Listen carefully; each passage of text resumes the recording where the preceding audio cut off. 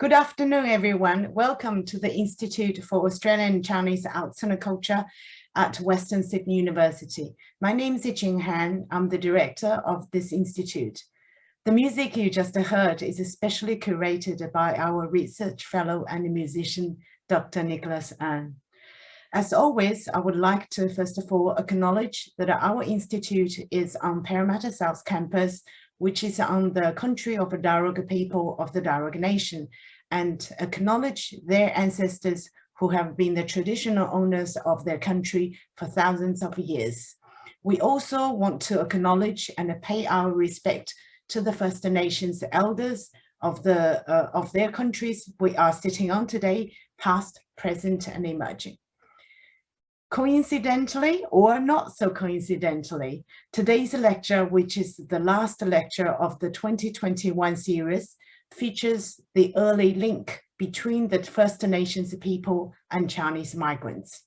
A research on Chinese Australian families in northwest Queensland. A union under very unique historical and legislative circumstances, with a range of legislations in the name of protecting, but rather restricting, controlling, and discriminating against the Aboriginal people. Relationships with the Chinese men who were also a target of discriminations have formed an important part in Australian colonial history. So today we're very pleased and privileged to have Dr. Hilda McLean to give us this very interesting presentation. Dr. McLean is a genealogist, historian, and archival researcher. She received her PhD in archaeology from University of Queensland.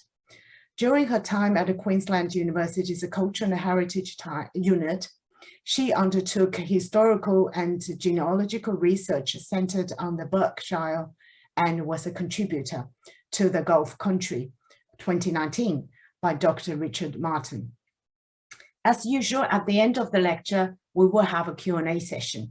You can post your questions in the Q&A tab at the bottom of the screen, and I will collect them for Hilda to respond. Now, please welcome Dr. Hilda McLean to give her talk.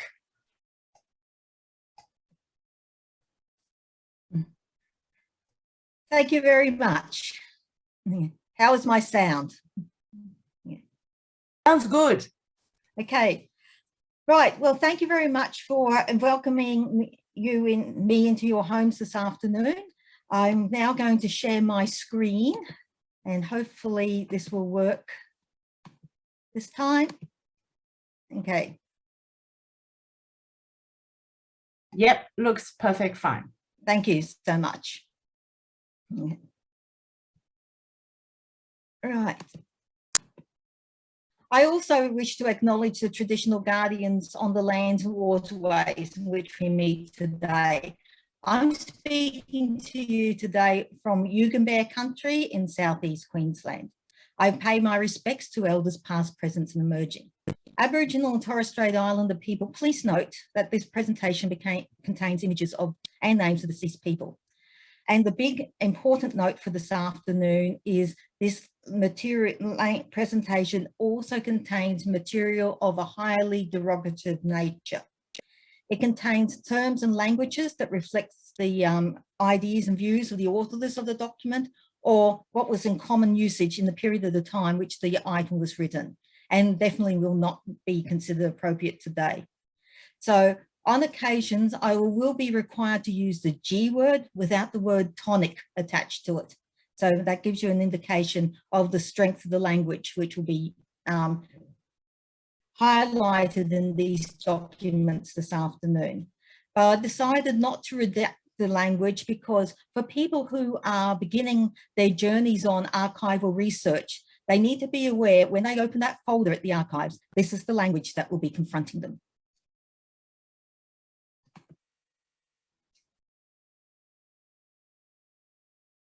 So I'm sure you've heard plenty this year already about living under the Act. Now, for our non-Queensland viewers, this is the protection and restriction of the sale of Opium Act 1897 for Queensland, which amongst its various functions created reserves for the purpose of isolating Aboriginal people from contact and intermixing with other races, predominantly the Chinese, South Sea Islanders, and people who were considered to be low-class whites. Now, this act ostensibly provided protection for Aborigines against exploitation, especially in the pearling and beach demure industries. And Chinese employers were particularly targeted across a range of horticultural industries as well.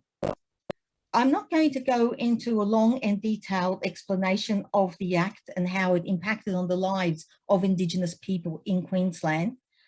I would like to refer everybody who is interested in this topic to perhaps read Dr. Sandy Robb's excellent thesis, North Queensland Chinese Family Landscape from 2019, where she has a very clear and concise explanation on the impact of the Act on the lives of both Chinese and Indigenous couples.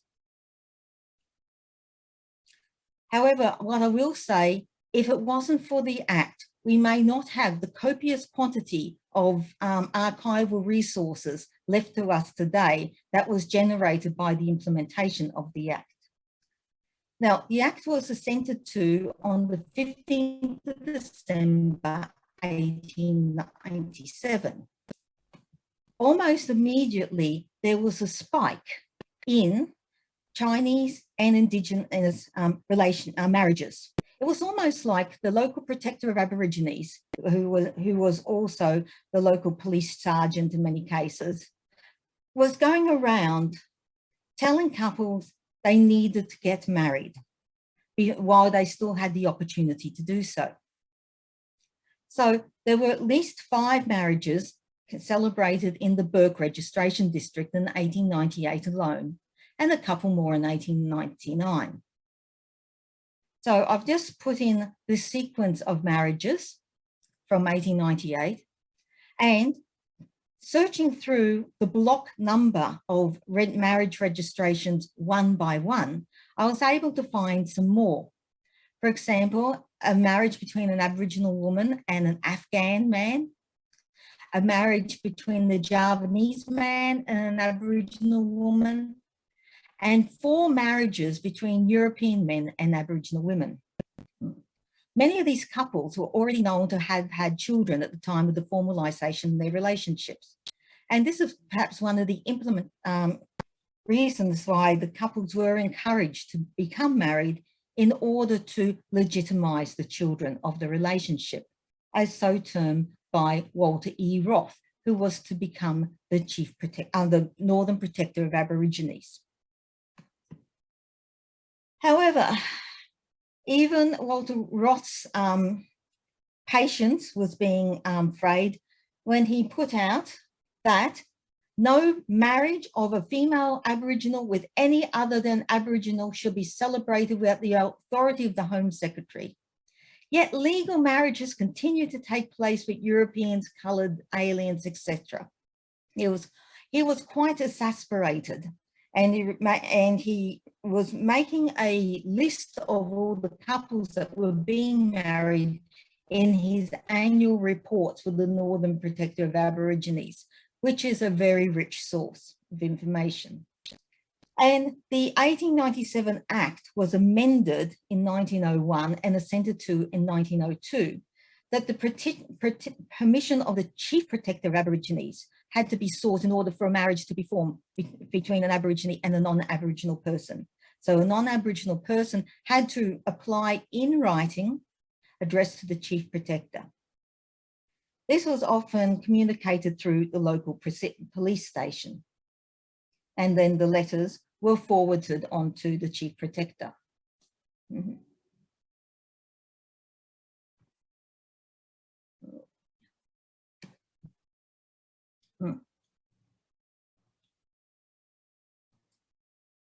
Now, also, what the Chief Protector was most concerned about was the number of children which were being born to Chinese men by either Aboriginal women or mixed-race Aboriginal women, under which he still had control. So a little snippet in the Northern Miner from 1901 caught my attention, and it indicated to me that there were quite a few more children that had been born to these couples than previously able to be found through the Registrar of Births, Deaths and Marriages. So, for example, we had a census in 1901, and although the data has not been kept, the statistical information had been retained, and they found that there was between Chinese men and white women, there were 635 children, and between Chinese women, between Chinese men and Aboriginal women, there were 91 children. Much of this, of course, was due to the absolute dearth of Chinese women in North Queensland at the time. And again, I refer you back to Sandy Robb's thesis for a discussion on this. So the census data is much more likely to be accurate because many couples did not register their children at all, or they weren't registered until many years after their actual births. And I'll give you an example of this further along.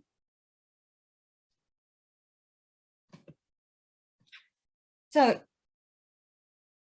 after 1900, there was still a steady number of couples who were being married, having applied to the local protector of Aborigines, and then having their marriages approved. And in many cases, they were, in fact, that there were children already part of the relationship, and so there was the marriage was performed to legitimize these children. Now, not all of the marriages we have been able to find correspondence files between the local protector Aborigines and the chief protector. It's a case that maybe they have not survived, or it was an interpretation by the local protector as to how Aboriginal the woman was. Because in many cases, we have Chinese men marrying mixed race Chinese Aboriginal children, particularly once you get into the next decade. And the further on you get, the fewer correspondence files we are actually finding. Also, by looking at the correspondence files, and these are held at the Queensland State Archives, we're finding that gradually it is becoming more difficult for Chinese men to marry Aboriginal women who are not of some Chinese blood themselves. And by the time you get to about 1917, 1918, permission is being routinely denied. So for couples where the permission were denied or was not sought, this is by far not a complete list. I know that there are many of you out there, but this is just an example of some of the well-known couples who we have not got marriage certificates for. So it can be assumed that if they had approached the local protector and the application did not proceed, or they did not go forth and approach the protector at all. But I would like to show you a case that is fairly typical of what happens when a Chinese man wishes to marry an Aboriginal woman, and in this case, the permission was refused. Now, this is the section where the language is extremely derogatory and the documents have been transcribed word for word.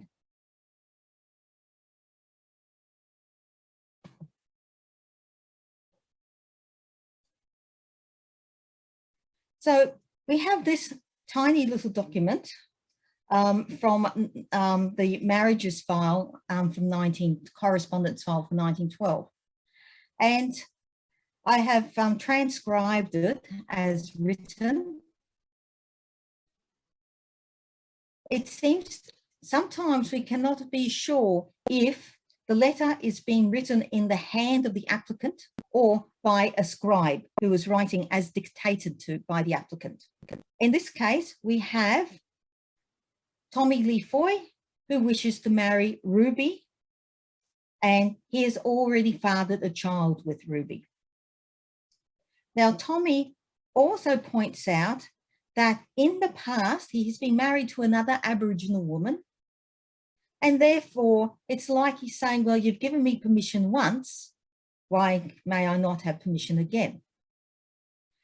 The writing on the side, the red note on the side, is a request from, do you have any information of the subject? Okay, please let me know. Because not only were in the protector side of being the local protector Aborigines, if they were going to approve a match, they had to make sure that it would be one that was of benefit to the woman.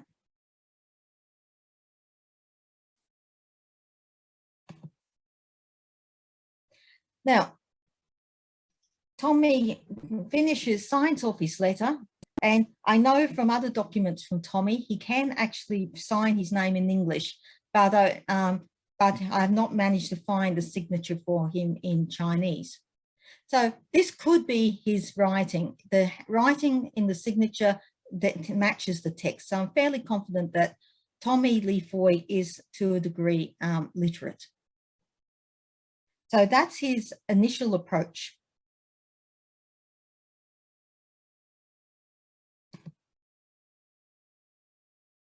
This is the reply, the cover letter forwarding, going up to the Chief Protector of Aboriginals. And this is from Percy Gilchrist, who's the local protector. He's also the local sergeant. I have copied the writing exactly as his is written by him. He has some very idiosyncratic spelling, total lack of punctuation, irregular uses of capital letters. But on what does he think about the parties? I know this China. I think there should have been a full stop there, because he goes on to say China man all the way through. And I don't think much of him. So now you've got the tenor of the local protector. Okay. However, he knows Ruby, and he knows there is a child in the relationship.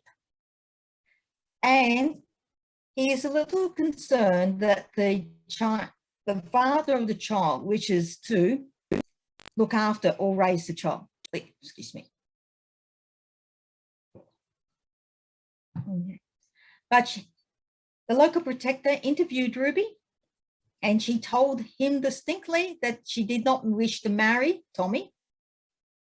And Ruby has now found herself a new partner. Okay, so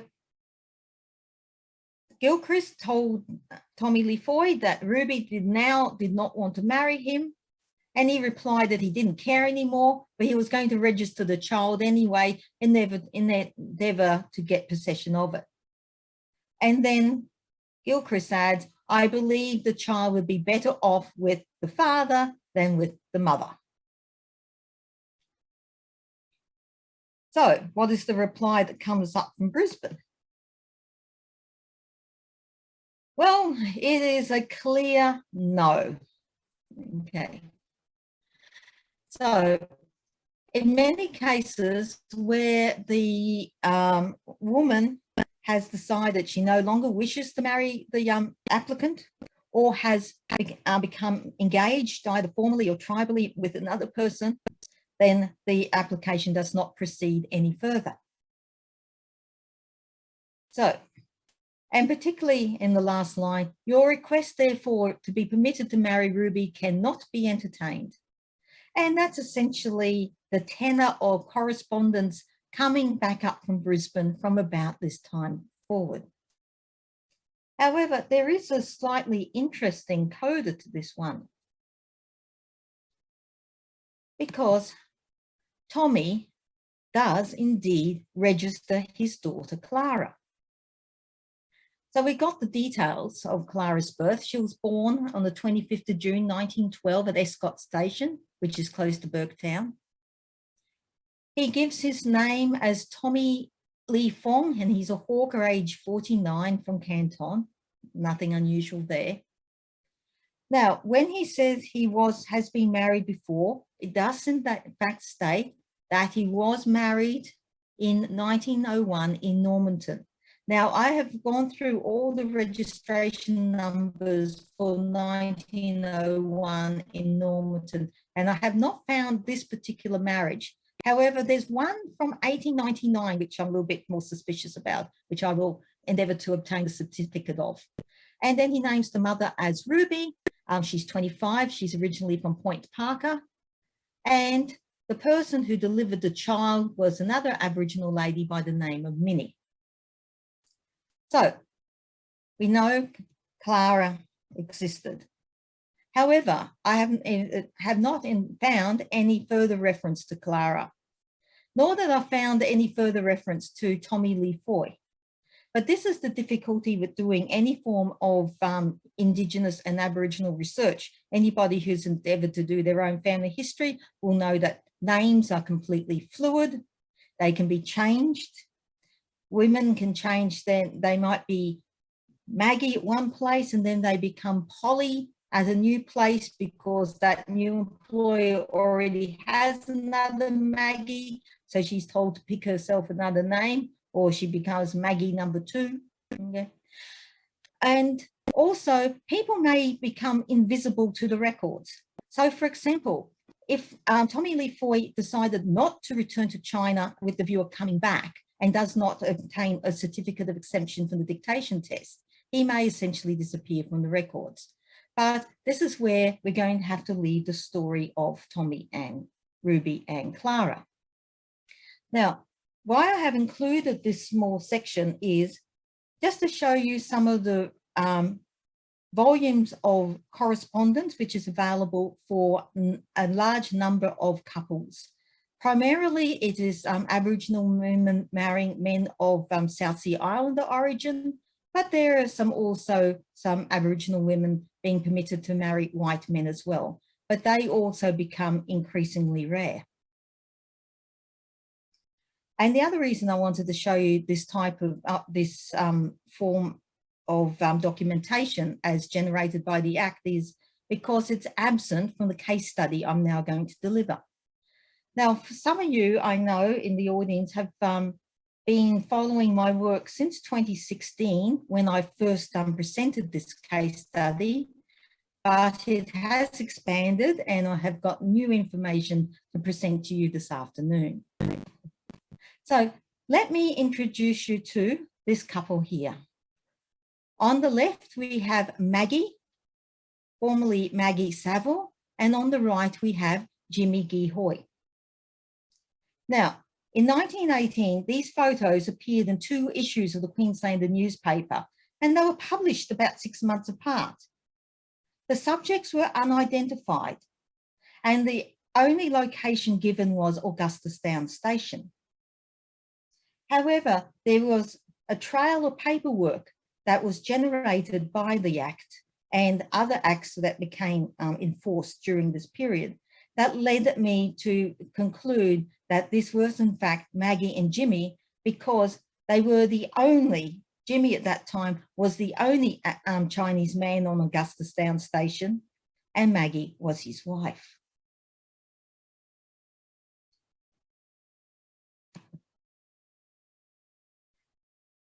Now, we're lucky in Queensland that we have lots of different forms of documentation.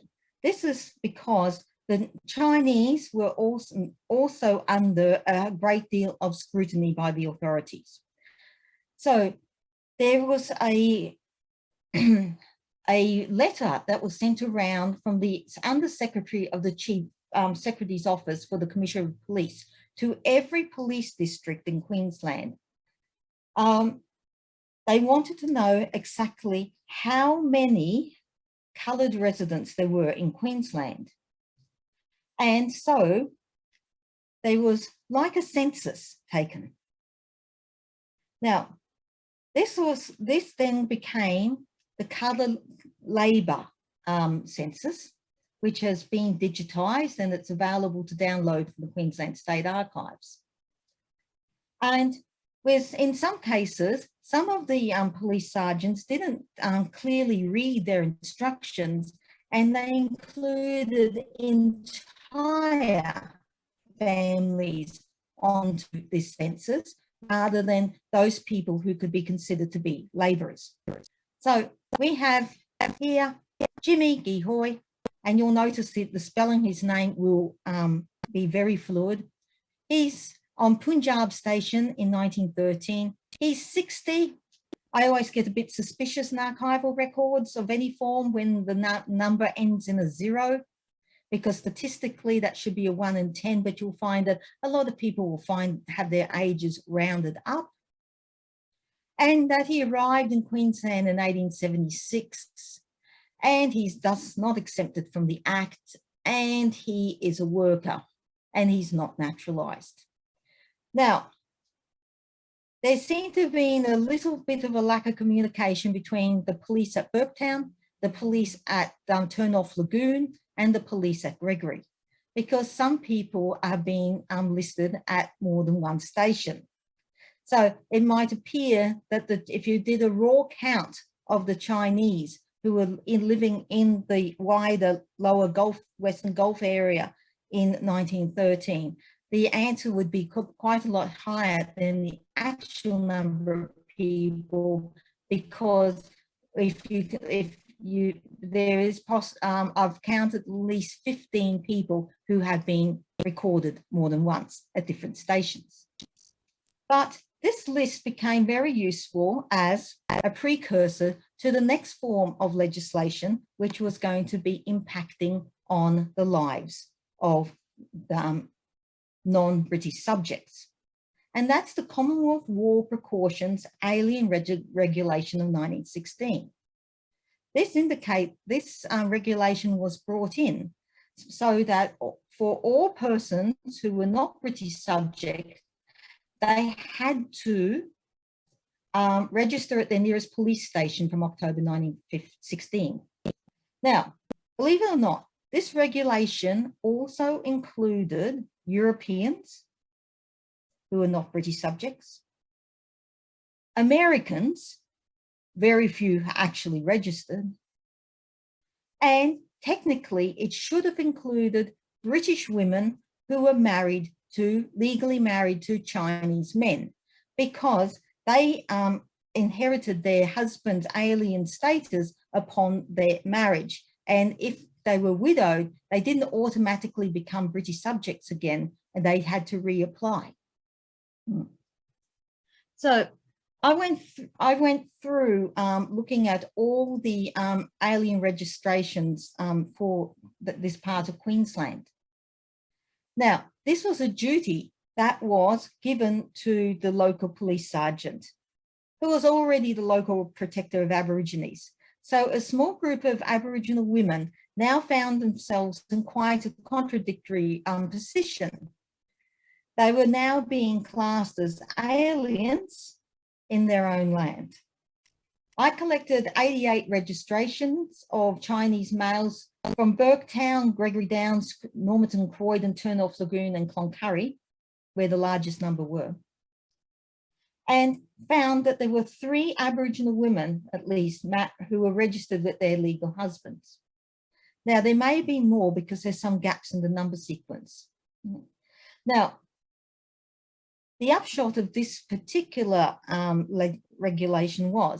precaution was, once registered, if you moved, you had to give 2 weeks notice to your local police sergeant, and then that you were leaving the district, and also you had to inform the local police in the new place you were arriving that you were in fact arriving.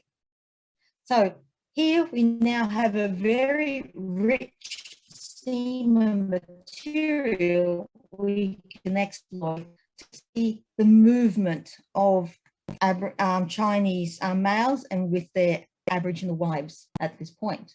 Now, Jimmy Gihoy stated he was born in Canton in 1853, and as a 22-year-old, he entered the colonies via the port of Darwin in 1877, as so many did in that western part of the Gulf. Now, here is a case that he has signed his name in Chinese. Okay. Now, it's very important, if possible, to try and find the Chinese signature, because that is the key to finding your family's origins in China. However, because the romanization of the characters is notoriously unreliable and variable. However, I've been informed by a Chinese linguist that the family name is Chu and the given name is Oi. So bears little resemblance to what the name that was being used by Jimmy at the time. So Jimmy, when he registers, he's at Lorraine Station. Then he applies to move to Gregory Downs Station. I think, yeah. There he is at Lorraine Station. He applies to move to Augustus Downs Station. Sorry, and unfortunately, he doesn't sign in Chinese again. He just gives his mark. But it's because of this move to Augustus Downs Station that his wife, Maggie, who Jimmy is legally married to, the local protector determines that Maggie should also be made to register. So now Maggie is battling with two lots of bureaucracy administered by the same person. Yeah. It appears that only the legally married Aboriginal women of Gregory Downs in the Gregory Downs Police District appears to have been registered. Maggie's daughter, Annie Suki, is also registered, along with Sarah, the wife of Tommy Chong, all at the same police station. And then we've got one more person who registered, who was Bessie San, the daughter of Sam Koon and Minnie. And she was at the time married to Tommy Ming. However, Aboriginal women who were married to Chinese men in the Normanton Police District did not appear to be required to register. So this just seems to be a little blip in the fact that the way that the regulation was interpreted by one local set of police forced these women to be registered. So Jimmy and Maggie move around the stations, and he is a cook or a gardener, mainly as a gardener, until we get to the point where Jimmy dies in Cloncurry on the 29th of October, 1929. Now, his age was originally registered 50 years, but it was amended to 73 after the register at Cloncurry contacted the registrar at Normanton. From about 2016 on, the Registrar General in Queensland has commenced issuing certificates in the original format instead of the typed written transcript. So the advantage of reobtaining a copy means that you have access to the margin notes. So we can work out from the death certificate that about 1895, 42-year-old Jimmy married 23-year-old Maggie at Normanton. And this is 2 years before the introduction of the Act. The couple had 4 children, but only 2 are named here. More about them later. So then there came a case of trying to find the original marriage. Fortunately, we are now able to, using search by individual number, go through a particular block of registrations until you find a registration that in your local area. So I found this one, spouse name Maggie, married to a Jimmy R. Moy. So I obtained this certificate, and that was a case of jackpot. Okay. Now, Jimmy is marrying under a nickname R. Moy. Okay. So if you're having difficulty in finding any registrations, don't just try and search by the names they adopted, like Jimmy and Maggie, etc., and leave the surname fields blank. You might have a greater deal of success. Yeah. And now, once I had the name Amoy to go with, okay, I can see that the information on this certificate is identical to this information that was provided to the registrar in Cloncurry at the time of Jimmy's death. So, looking for the children. Well, they were all registered under the name Amoy, but they weren't registered at any time close to when they were born. This is another interesting thing. In May 1918, Jimmy retrospectively registered all 4 of his children by notifying the registrar of Normanton in writing in Chinese. Unfortunately, that document has not survived. At the same time and place, another Aboriginal Chinese family, that of R. Sam and Louis, registered their children as well. I'm yet to find the catalyst that would have forced these 2 families to retrospectively register all their children at the one place at the one time. What had they heard? What had they been told? Unfortunately, I have not been able to find any correspondence that led to this particular action taking place. So after Jimmy's death, Maggie goes on continuing to work at stations, and then she's at Augustus Downs Station in October 1931 when she's killed in a car accident. Now, if you find any deaths that are subject to a coroner's inquiry, or look for a coroner's inquiry, because you do get a whole wealth of information. Okay. And particularly, you need to be able to search for these by place, because unfortunately with the way that inquests are catalogued, indexed, it's only the principals, mainly the deceased person, that is indexed. None of the witnesses are, but you should be able to search by place. So by searching for Augustus Downs Station, I managed to find Maggie's inquest. And this tells me that Maggie was in a car that was being driven by an Indian man, Nordar Dean, accompanied by her Aboriginal friends, including another Maggie, and a Violet. They were crossing Augustus Downs Station to view an enormous buffalo which had just been shot, and the car hit a bump and Maggie was thrown out and killed. Okay, so that's what happened with our first generation. So I'm now going to move to the second generation.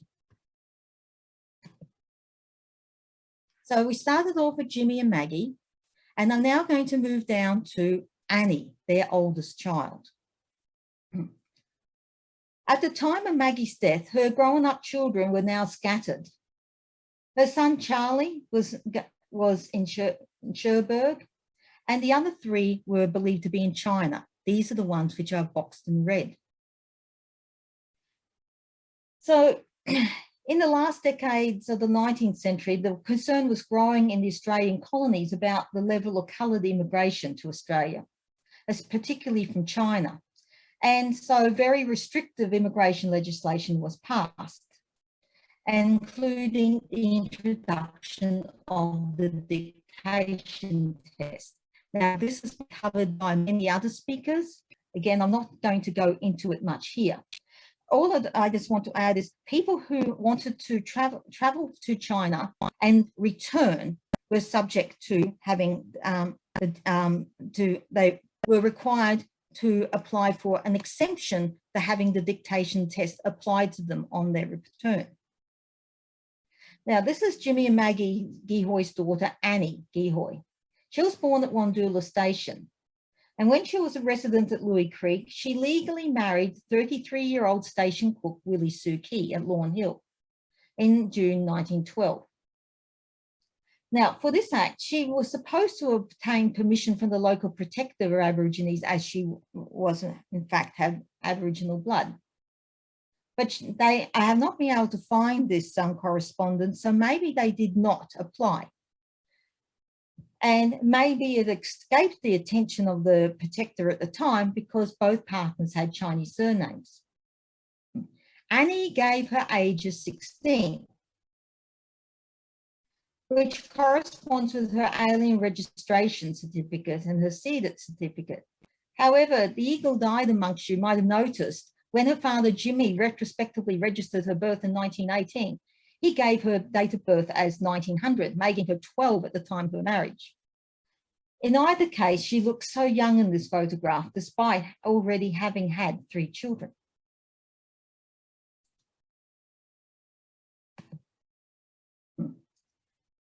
So here is her marriage certificate, and Jimmy, her Gihoy, her father, gives permission for the marriage to occur.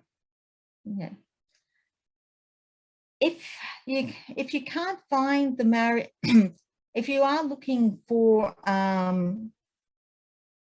other siblings of a relationship and you can't find the sibling person you are descended for, do try and find a marriage certificate of another sibling, and because this will give you the parental information you may be missing. But we can see that Willy, he's a bachelor, he's from Macau, he's 43 at the time of the marriage. And let's meet Willy.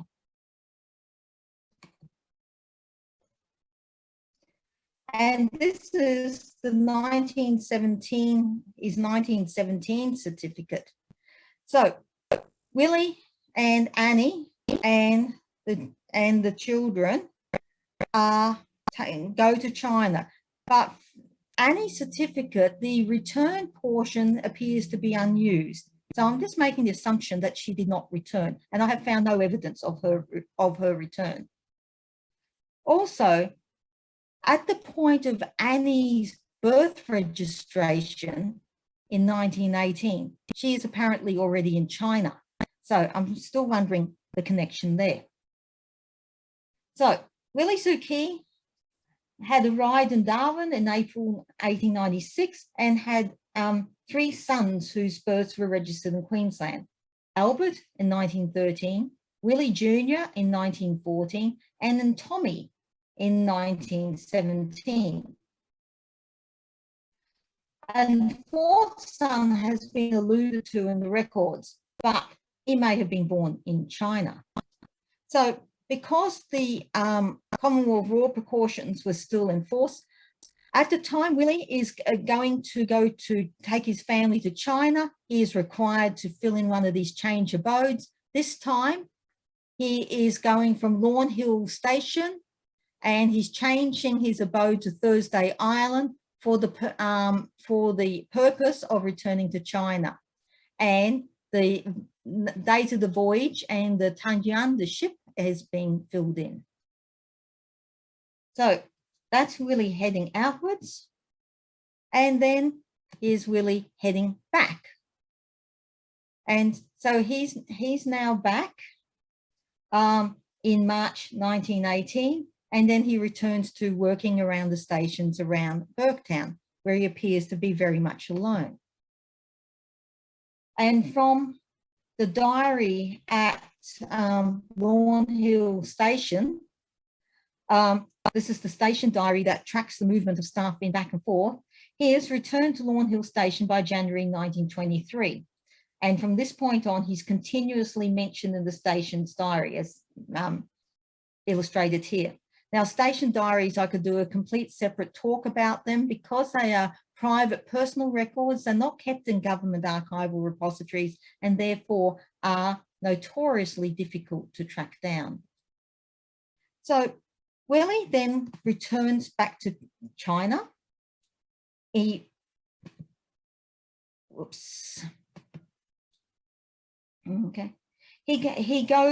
goes back in 1925 for a year, and then he makes another trip to Hong Kong in 1929 and in 1934, again of several months in duration. And every trip required a certificate exempting him from the dictation test, which is by now being used as a total migration bar. But this is the story gets very complicated, so stick with me, people. So when Annie left for China in 1917, she took with her her sons, 4-year-old Albert, 3-year-old Willy, and baby Tommy. All of these births have been formally registered in Burketown. On a return trip from China, Willy attempts to pass off a youth as one of his Chinese-born sons. Okay, this is the 1932 trip. He returns with, in 1929, he returns with his son Albert. In 1932, the immigration authorities caught up with Albert. Someone was aware that Willy's children should have at least had some Aboriginal blood in them. So when a youth of clearly pure Chinese descent was presented, suspicions were raised. However, when you examine Albert's birth certificate, it gives absolutely no indication of any form of Aboriginality. So Albert's Chinese friends in Townsville tried to find Willy to vouch for Albert and say that he's his son, but Willy could not be produced in time. Albert fails the dictation test that is applied to him in Townsville, and because no one has passed the dictation test since 1909, and is briefly jailed, Albert that is, before being deported on the next ship. Now, you would have thought that Willy would have learned from this experience, but no. In 1935, Willy returned to Sydney this time, not willing to risk Townsville, with another Chinese youth who he attempted to pass off as his son Tommy, for whom he had applied for an extension certificate in 1917 and which Willy had renewed for every 3 years. This included taking on the handprints.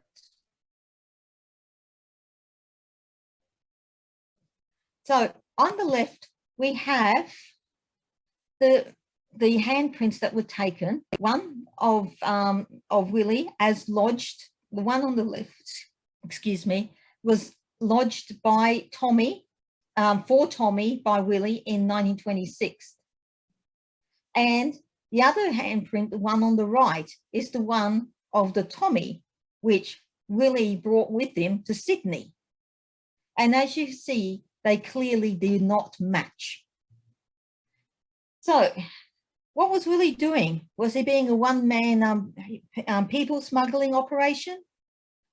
Was he trying to bring in new Chinese people into Queensland? Because at this stage, there was starting to become a severe shortage of people to perform roles as in market gardeners, etc., because there was no top-up Chinese migration due to the various immigration restriction policies at the time. Why didn't he bring his own children back?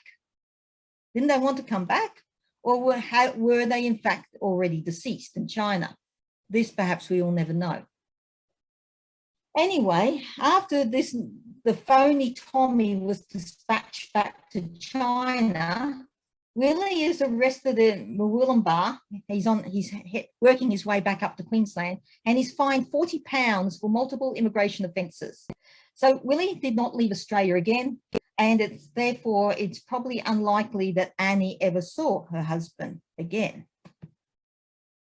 So what happened to Willy? He worked his way around the stations in the Gulf in the 1930s, returning to his trade as a cook. And eventually he died of pneumonia in Townsville in October 1946, age 67. And he's buried in the Chinese cemetery at the Belgian Gardens Cemetery. A month later, the public trustee auctioned off his effects, comprising of a swag and a suitcase of clothes. That's all he had to pay for his burial, which had been done at the expense of the state.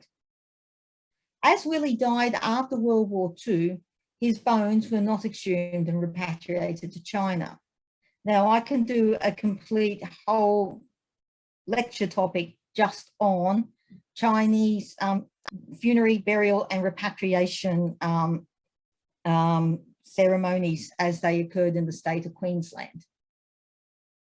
So unfortunately, we don't know what happened to Annie and her 3 sons, but we do know that she was in correspondence with her brother, Charlie Gihoy, who was at Cherbourg as late as 1938, when he is interviewed by Norman Tyndale.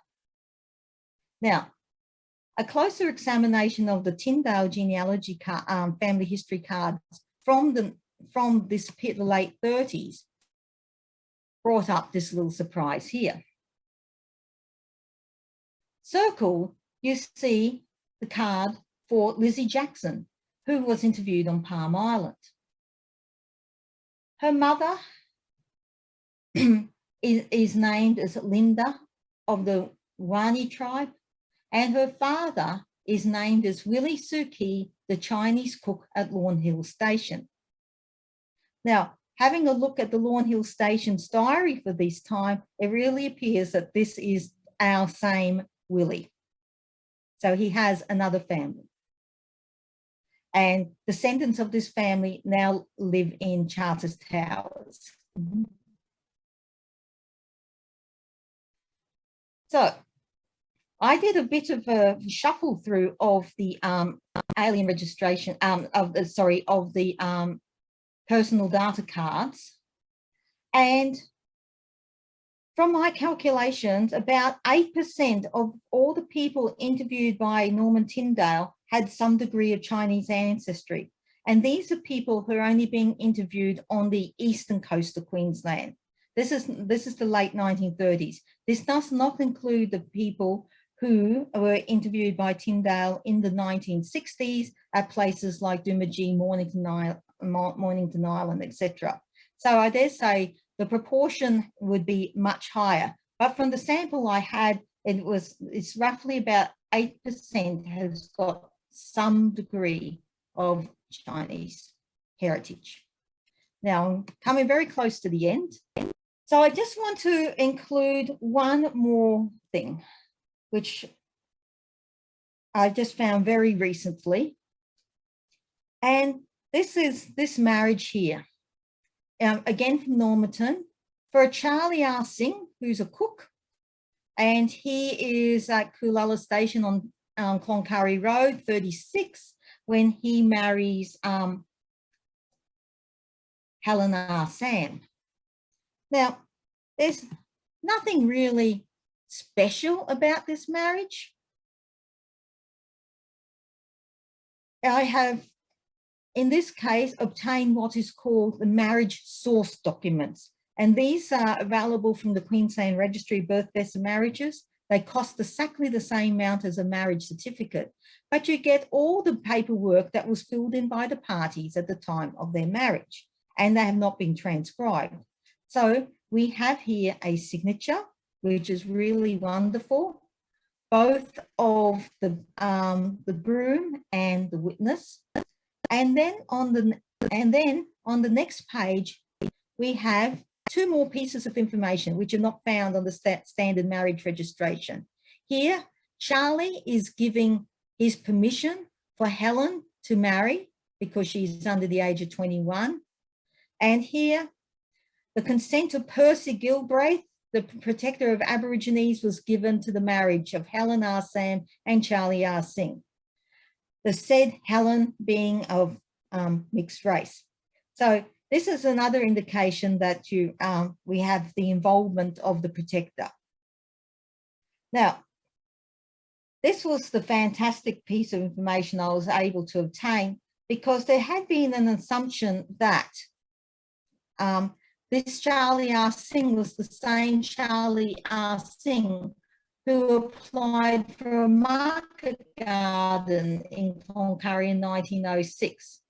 But because the signatures are different, the characters are quite different, I can now identify that this is not the same man. And I always suspected there were at least 2, possibly 3 Charlie R. Singhs in the Gulf simultaneously, but this is conclusive proof that to have a signature is the as best as you're going to get.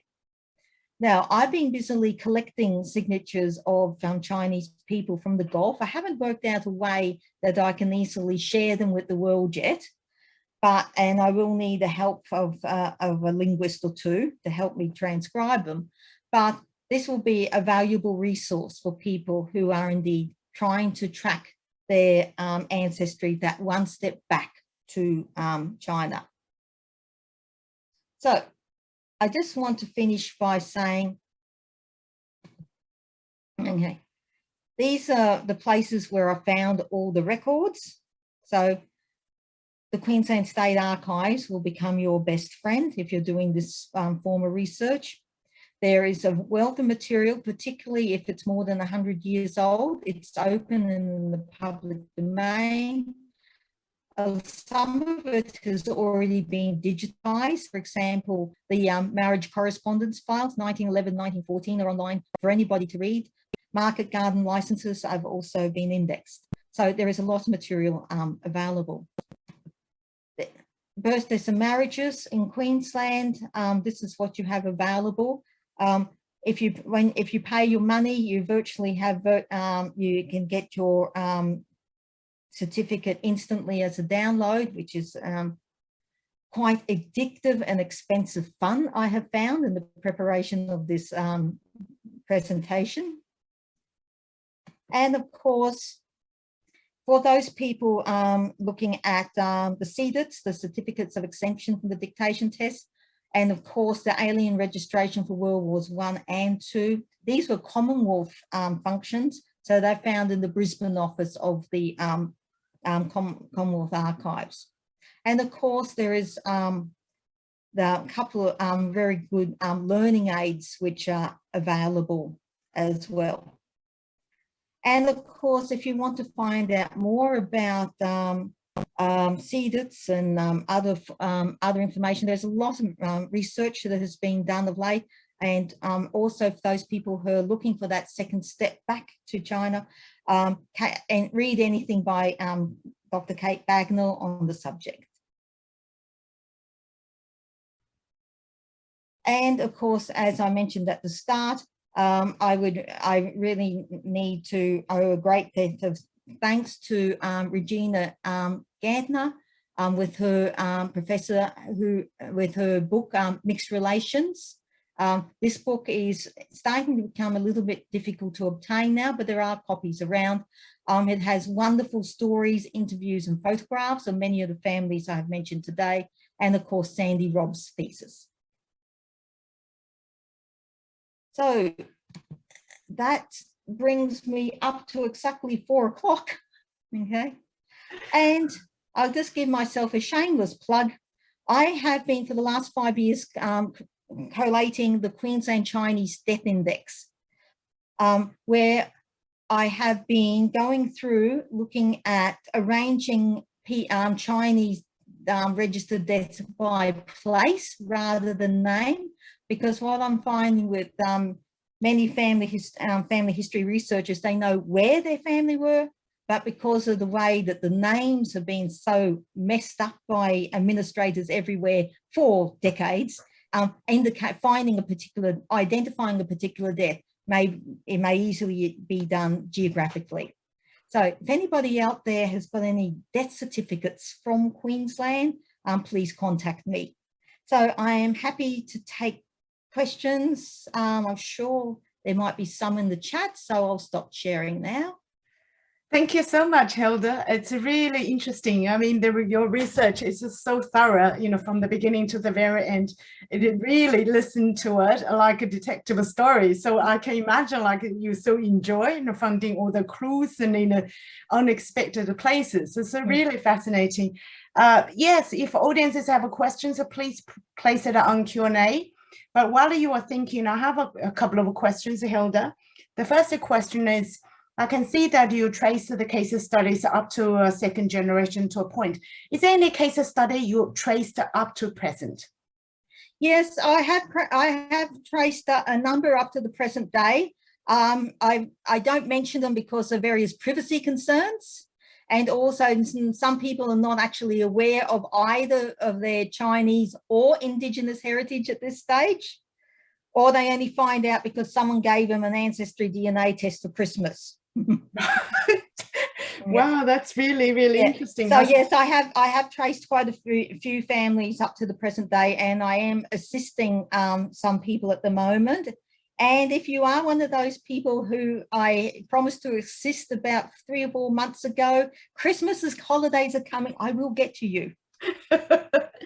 We got locked out of the archives for a wee while there, but not as long as you guys have been locked out of the archives. Yeah, but also I think with the time goes on, so there will be more people who will be interested in finding out where they were because of the discriminatory status being lifted as well. So I think that's also part of a role that I would play for the archive interest in people interested in their past.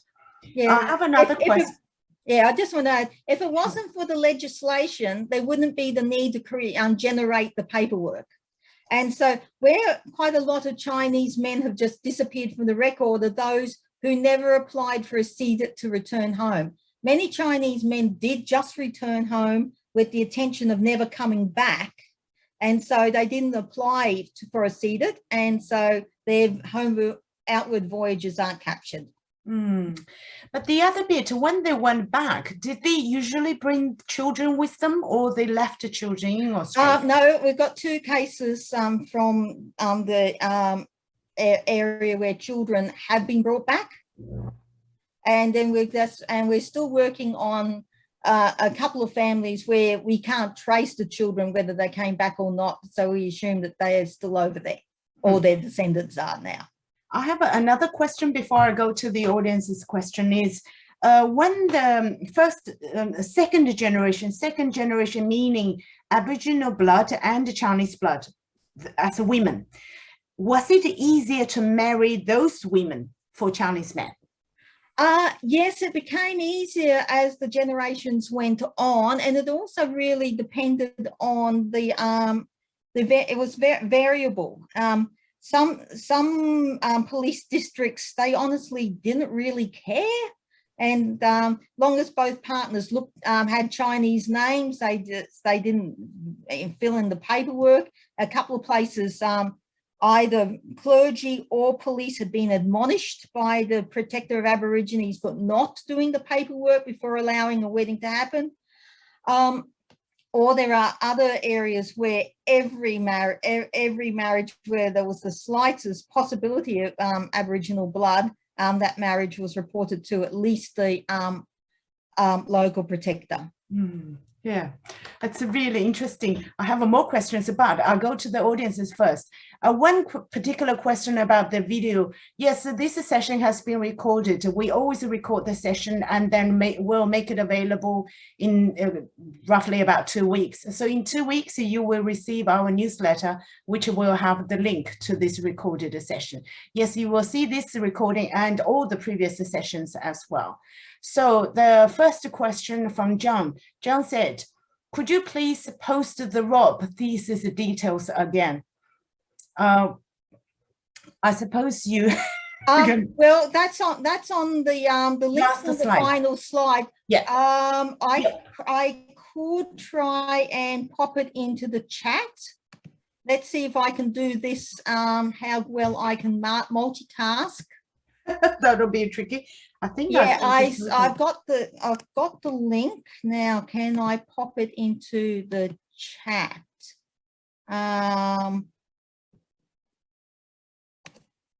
Okay, I've literally just popped the link into the chat, and it only goes to the hosts and the panelists. So you need we can forward it. Yeah. Yes, please forward that. Sure. Yeah. Yanni or Cherie will do that. Okay, second question from Cam. Thank you for excellent presentation. I have a very simple question showing I know nothing about the topic. Did any descendants of Chinese Aboriginal heritage marry Aboriginal men? In fact, did any non-Aborigines marry Aboriginal men? Yes and yes. Is the simple answer. Yeah. And particularly after once we get into the 1960s and 1970s, particularly in the northwest Queensland, we've got many incidences of Aboriginal men and men of Chinese Aboriginal heritage marrying Aboriginal women and Aboriginal women of Chinese Aboriginal heritage, as well as all of the above marrying into the white community. Yeah. Christy Love, she sent you a message. She said, thank you so much, Hilda, such a great talk. I don't have any certificates, but would like to connect with you about indexing of names in characters. So, yeah. Okay. Yes. And next question from Anna. As a sociologist of religion, I'm interested in your research. If your research is investigating religious or spiritual dimensions of any of these marriages and relationships.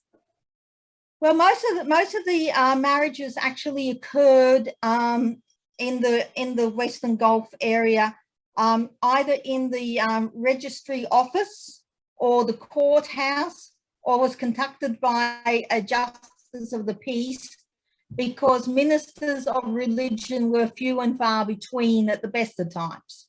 So I don't think anything can really be read into the fact that most people just had a legal form wedding. And then going on to what I find, if you look, for example, in school admission registers, say, for example, Cloncurry, now that they're available online from the Queensland State Archives, that you can see that the next generation along, these are children who are starting school in the 1920s and 30s. Cloncurry's a bigger town, and it has a choice of churches, and you'll find that some of the children, when you register your children at school, you actually have to register them with a religious persuasion. And so there seems to be 50-50 EC, which stands for the Church of England, the English Church, or P. In this case, it's not pagan, it's Protestant, and with one Catholic family. So it's really a case of who was available to perform what role at the time.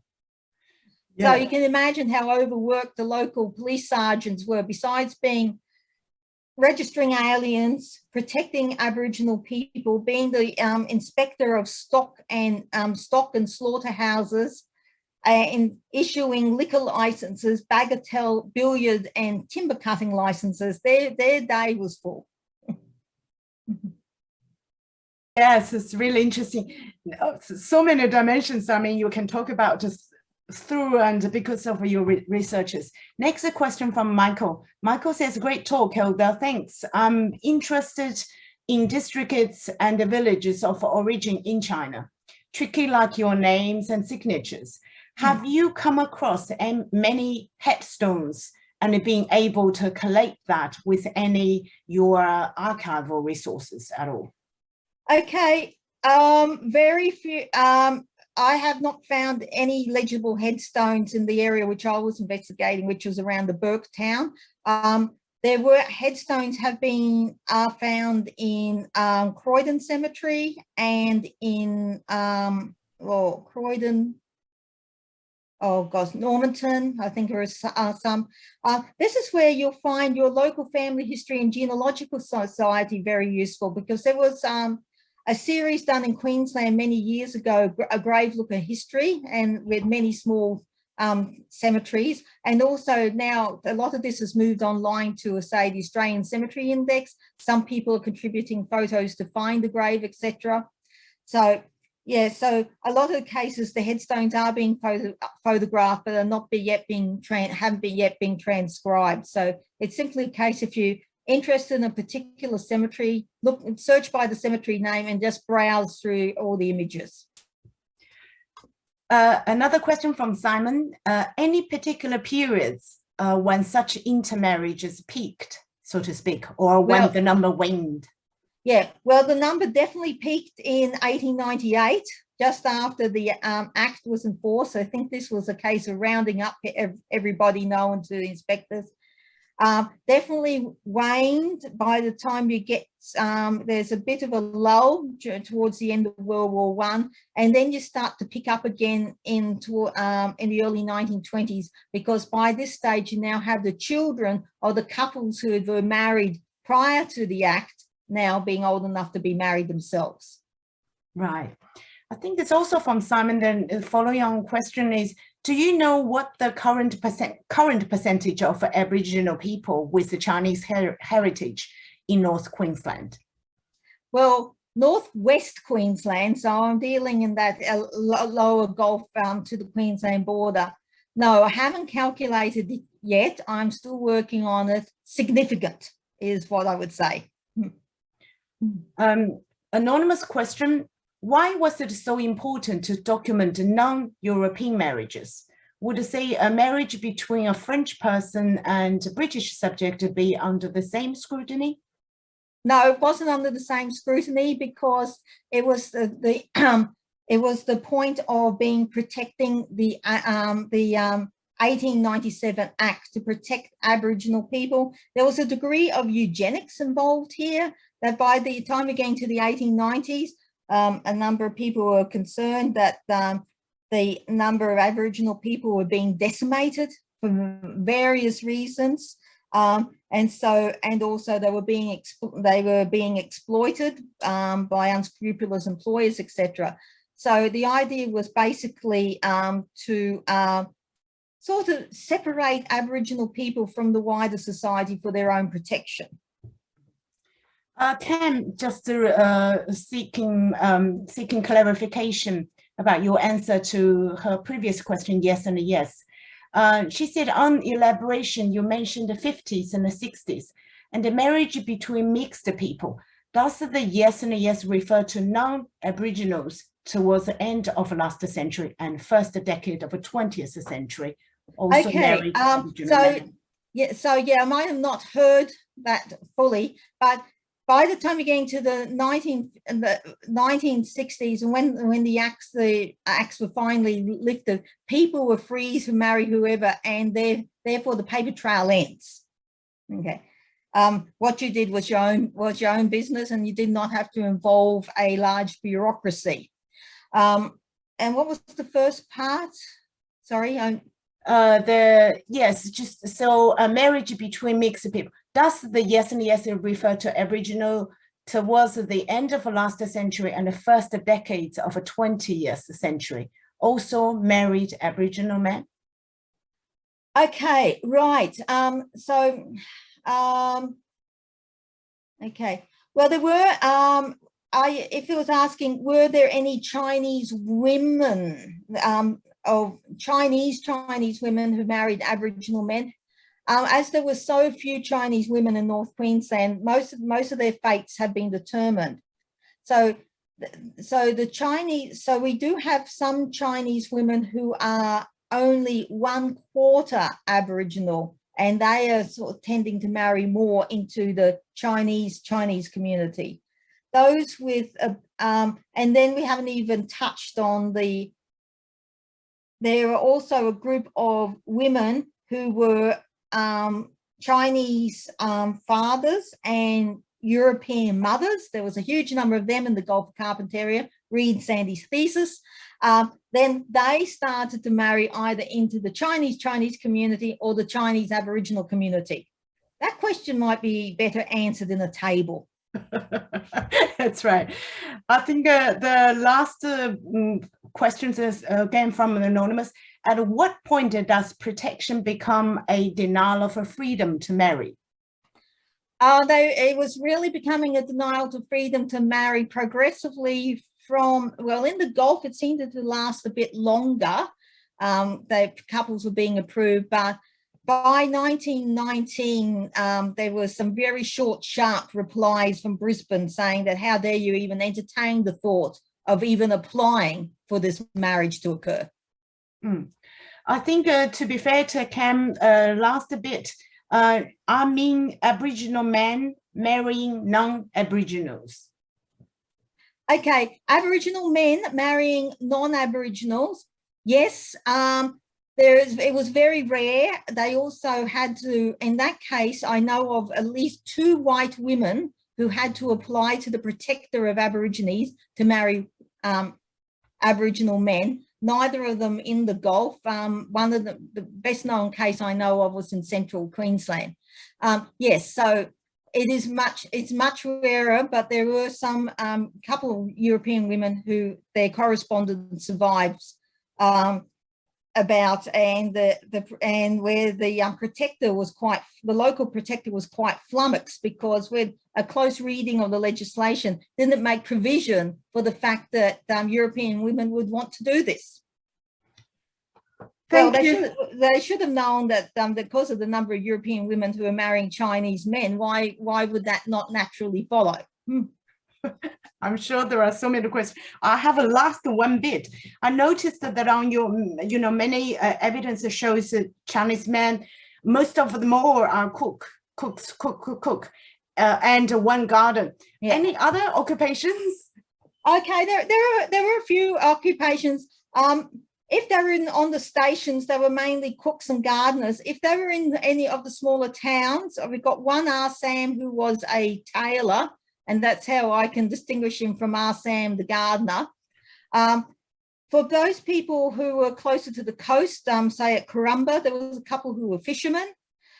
In the Cloncurry side, there were more storekeepers, and particularly into 20s and the 30s, and we have storekeepers and bakers. So the occupations they followed really depended on where they were and at what point they were in the gold rush cycle as well. I see. Not just all cooks, marry Aboriginal women. Yeah, many of them started life as being gold miners. Yeah, they came for the gold and then they stayed on as cooks. Thank you so much, Hilda. I'm sure we have loads and loads of more questions. You will have to come back next year. Happy to. Yeah, so like you have many aspects that you can go more into detail, which is really fascinating. I think it's because your research is in the archive, so those things to bring out today, it's just people didn't even think of. So as I mentioned, today's lecture is the last one in 2021 series. In 2022, we will continue our online Chinese Australian history series. So we have already lined up a few very interesting topics and speakers. And Hilda, you have to come back again. Okay, and anyone else, if you would like to contribute to 2022 series, please email me. I've just posted my email address in the chat. So any proposals you have, more than welcome. And also, apart from the public lectures, our institute also do a lot of art-related events and promote creative arts. So with the Christmas and New Year break coming soon, well, many of us still want to be able to fly overseas. You may think of taking a road trip to the beautiful, stunning countryside. So sort of related to today's topic is iconic Australian Indigenous artist Tracy Moffat. She's featured in our next art exhibition. She has just completed a new artwork called A Haunting. So I sent the link to you as well. It's an abandoned farmhouse, and she lit up. It looks like a haunted house. It's beautiful because you have to watch it from a remote a bit of a place, and it's outside the double. So you make a road trip and while you see the artwork. So yeah, that'll be really interesting. Thank you again, Hilda, and thank you everyone of this very interesting series this year, and many of you stayed with us throughout the year. So we really thank you, and we hope 2022 will be a better year than 2021. And stay safe and keep well. We see you then. Thank you. Thank you, Hilda. Thank you, everyone.